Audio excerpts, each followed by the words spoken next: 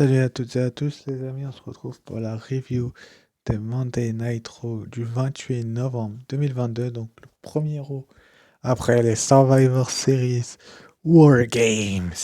Et donc pour commencer le show, donc on a une promo de Becky Lynch en vous rappelant que dans la première Raw, il n'y avait pas de pub. Donc Becky Lynch nous a fait un petit speech où elle est partie d'un public et elle a dit que ça faisait plaisir que l'homme soit de retour à Monday Night Raw. Enfin bref, un petit discours assez sympathique de Becky Lynch. On revient sur son retour à SmackDown, sa victoire au Survivor Series War Games. Et puis donc là, elle nous a fait un petit speech. C'était plutôt assez cool que ce speech ait lieu parce que sinon ça aurait été dommageable que la WWE ne nous fasse pas autre chose entre le clan de Becky Lynch et voilà quoi. On espère que Becky Lynch va tout donner pour sa future rivalité. En tout cas, la promo était assez bonne et correcte, on va dire ça comme ça. Et correcte aussi. Et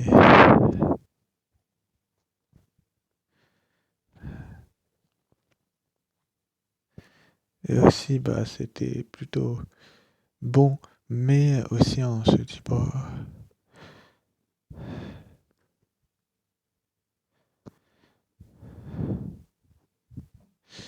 on se demande pourquoi Becky Lynch a fait ce segment-là. Peut-être parce que ils n'avaient pas d'autres plans de leur part de la WWE. Il n'y avait peut-être pas d'autres plans que de mettre Becky Lynch, mais en tout cas, c'était plutôt une bonne chose que Becky Lynch fasse un segment avec Bob et les fans. Finalement, elle a été interrompue donc par Bailey de Damage Control. Bon, Bailey arrive seule. C'est étrange qu'elle arrive seule, donc j'ai pas compris tout de suite pourquoi Bailey venait toute seule. Enfin, d'habitude, elle vient flanquer de ses deux sbires. Mais là, elle est venue toute seule, donc c'est plutôt cool qu'elle soit venue seule, parce que ça aurait pu être autre chose. Mais là, Bailey, bah, tout simplement, elle a dit à Becky Lynch, j'ai fait à Extreme Rules, j'ai fait le ladder match, le perfect avant, à Crown Jewel, pardon, le Last Woman Standing match et le War Games, et toi, t'as juste eu un tout petit spot, donc c'était plutôt pas mal. Finalement, Damage Control, donc Dakota Kai, Io Sky et vont arriver par le public. Elles vont se battre avec Becky Lynch. C'était plutôt pas mal que elles se battent avec Becky Lynch, même si la WWE savait très bien ce qu'elle faisait. Et donc, bah, Becky Lynch a été se battre dans les coulisses jusqu'à là où il y a le stand de merchandising. Donc, c'était plutôt pas mal que ça soit fait là, ce spot-là. Mais en tout cas, bah, Becky Lynch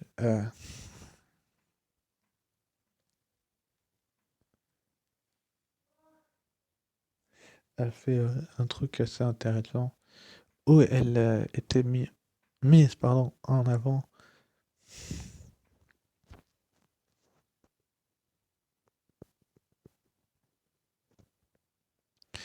Elle a été mise en avant, finalement, elles étaient à 3 contre 1, mais Becky Lynch a réussi à s'en sortir, je ne sais comment, parce que ça reste Becky Lynch, donc comme c'est un gros nom, je pense ils ont voulu la mettre en valeur, et donc on a pu enchaîner ensuite avec le premier match de la soirée, c'était Michin Mia Im, c'est son nouveau prénom, face à Rhea Ripley du Judgment Day, donc accompagné bien évidemment de Dominique Mysterio. Vous vous doutez bien que ce match ne va pas se finir comme beaucoup d'entre vous l'espèrent, c'est-à-dire qu'on sait très très bien que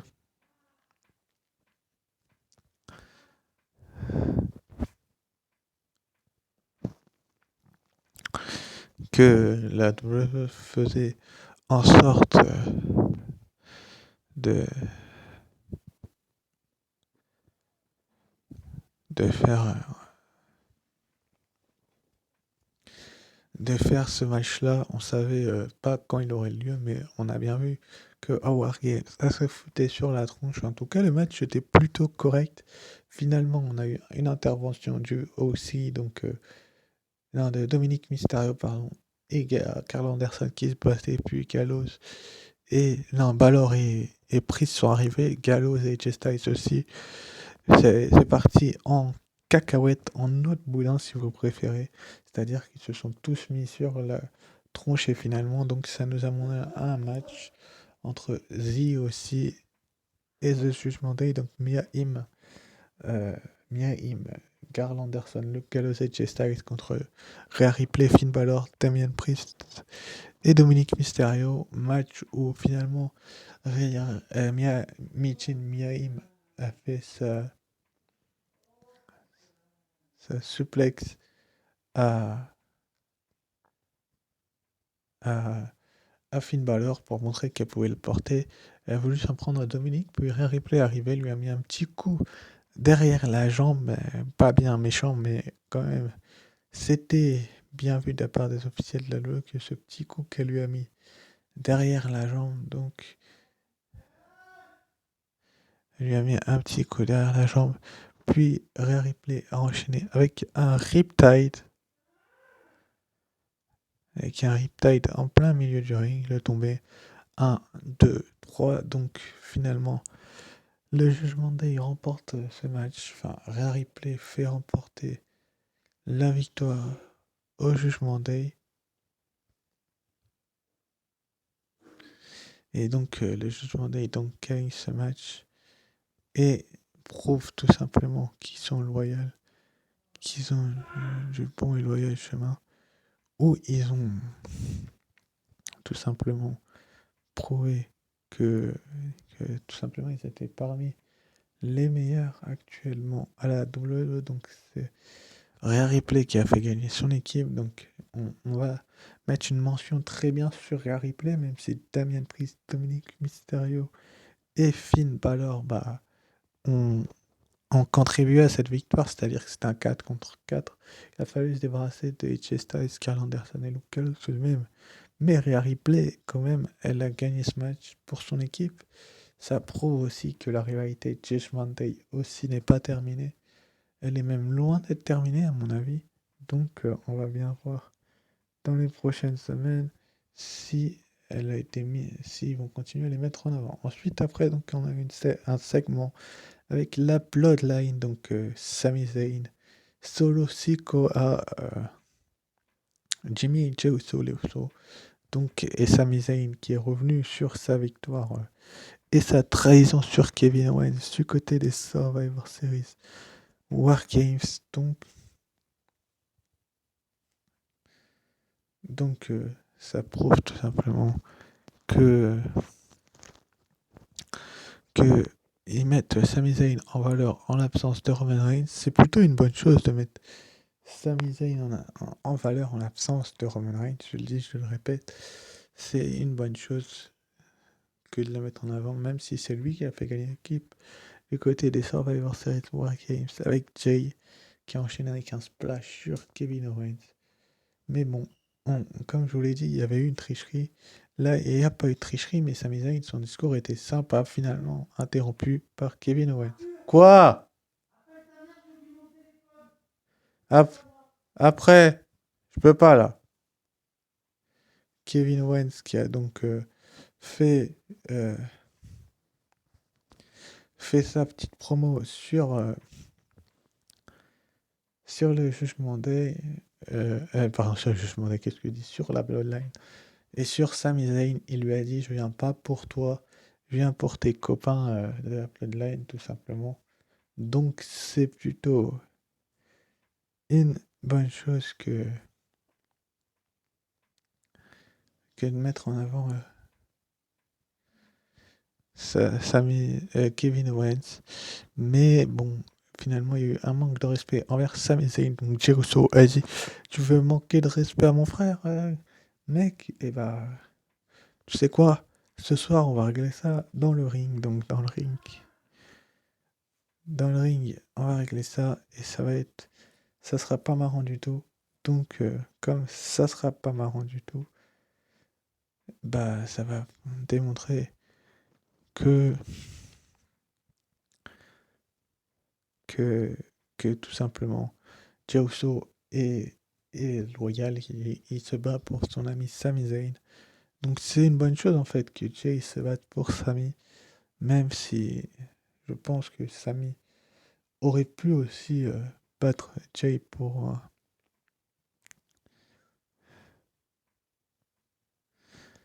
un autre. Donc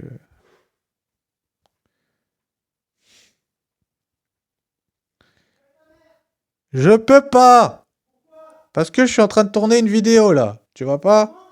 Je tourne une vidéo après. Oui, bah elle va le ramener.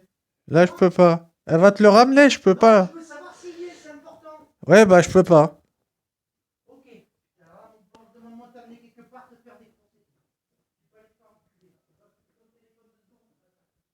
Candice LeRae, donc ensuite, nous a fait une promo. Vous m'excuserez, mais les gens sont pas corrects envers moi. Vous le remarquerez gentiment. Candice LeRae, donc qui a fait une promo sur Dakota Kai. Vu comment tu m'as parlé hier, je risque pas de te le prêter.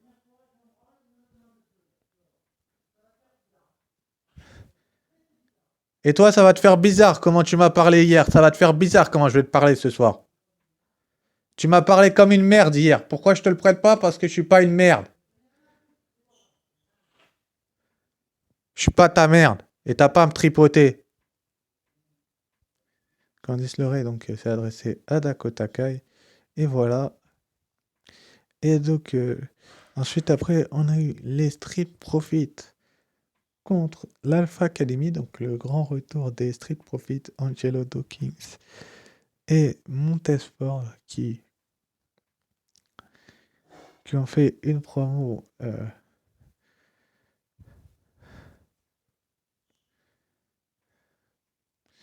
envers une promo, qu'est-ce que c'est un match de retour face à Chad Gable et Otis de l'Alpha Academy. Euh, donc l'Alpha Academy et, et, et, et a perdu finalement. Les Street Profits ont gagné, mais le match était plutôt assez lent. Enfin, je l'ai trouvé lent. Je l'ai trouvé très lent et pas assez bon, si vous voyez ce que je veux dire. C'est-à-dire qu'il n'a pas été bon du tout même. Mais en tout cas, bah, les Street Profits repartent avec la victoire. Dawkins et Ford. Mais bon, j'espère que la WWE va nous remettre en avant cette équipe-là qui avait un petit peu disparu de la circulation.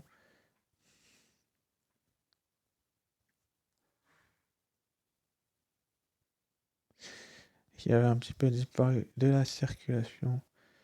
Et donc,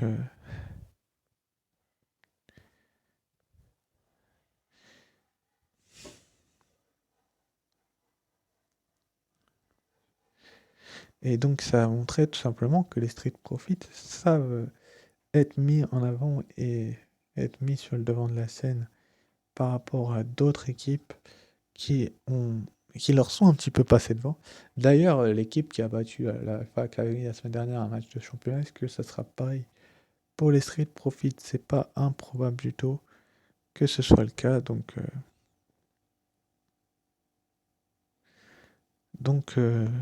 ça prouve tout simplement que les Street Profits sont de retour en forme. Ensuite, après, donc, on a une nouvelle promo du tout nouveau champion des États-Unis, Theory. Et Theory donc a dit qu'il est revenu tout simplement sur sa victoire face à Seth Rollins et Bobby Lashley en disant que personne s'y attendait. Puis il a un petit peu insulté les fans. Bon, c'est son rôle, c'est son attitude, j'ai envie de vous dire, les amis. Mais, mais, mais en tout cas, même si c'est son attitude et c'est son rôle, bah, ça montre tout simplement que l'Alpha Academy, l'Alpha Academy Theory est un super personnage. Finalement, il a été interrompu, je vais y arriver, par Seth freaking Rollins, l'ancien champion des États-Unis, en personne qui est venu lui dire, le féliciter et lui dire, kid, donc gamin, tout simplement, je vais venir chercher ma chance pour le titre. Et donc tout simplement,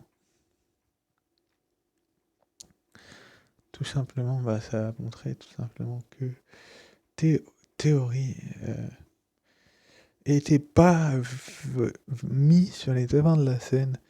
Et donc, tout simplement, bah, Rollins et Théorie vont continuer la petite feud, je pense. Ensuite, après, donc, dans le combat suivant, on a eu donc The Miz contre Dexter Lumis. Donc, un match plutôt bon, où si Dexter Lumis l'emportait et remportait un contrat avec la WWE. Et, et c'est finalement Dexter Lumis qui, avec sa soumission, a remporté le match, donc avec son silence. Il a gagné le match et,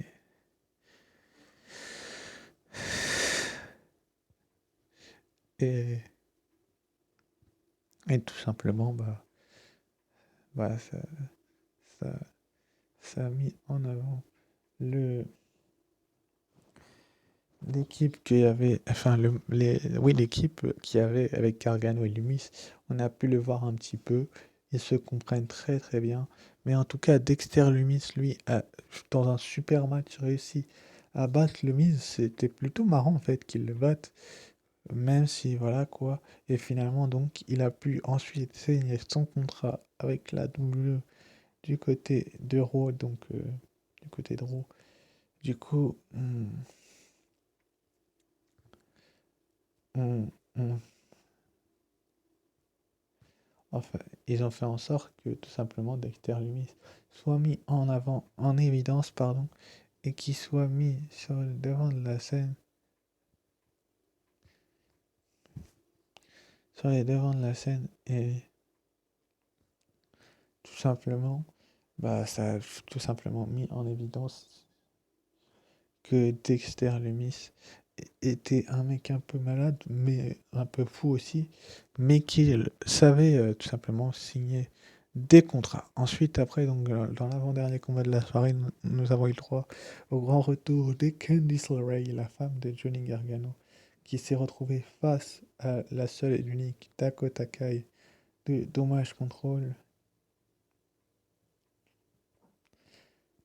de Damage Control, qui est un petit peu, comment dire, qui est un peu, comment dire, qui est un petit peu, qui avait blessé donc Candice LeRae. Candice LeRae avait dit qu'elle la ferait payer. Le match a été hyper bon, hyper correct, où tout simplement la WWE a vu Candice LeRae être mis en avant et donc Candice LeRae finalement a gagné ce match et avec son finisher du haut de la deuxième corde bien évidemment. Et a tout simplement envoyé un message à Io Sky et à Bayley. Vous avez voulu m'attaquer à cocotte, bah je suis, comment dire, mise en avant, en valeur et que personne ne peut m'inquiéter. Donc Candice LeRae qui renoue avec le succès, c'est plutôt une bonne chose de la part de la WWE de faire en sorte que Candice LeRae renoue avec le succès parce que s'ils avaient fait autre chose, je pense que Candice LeRae n'aurait pas eu su, pardon, de quoi faire tout simplement. Mais en tout cas là, Candice LeRae a su quoi faire et elle a même gagné ce match. C'est plutôt une bonne chose qui a gagné ce match, surtout qu'il y avait sa fille et son mari qui étaient présents dans l'arène, donc c'était plutôt une bonne chose de lui faire un retour victorieux, si vous voyez ce que je veux vous dire. Mais tout simplement, euh, ça a été une énorme victoire de Candice LeRae et, et ensuite, bah, ça l'a mis sur le droit chemin.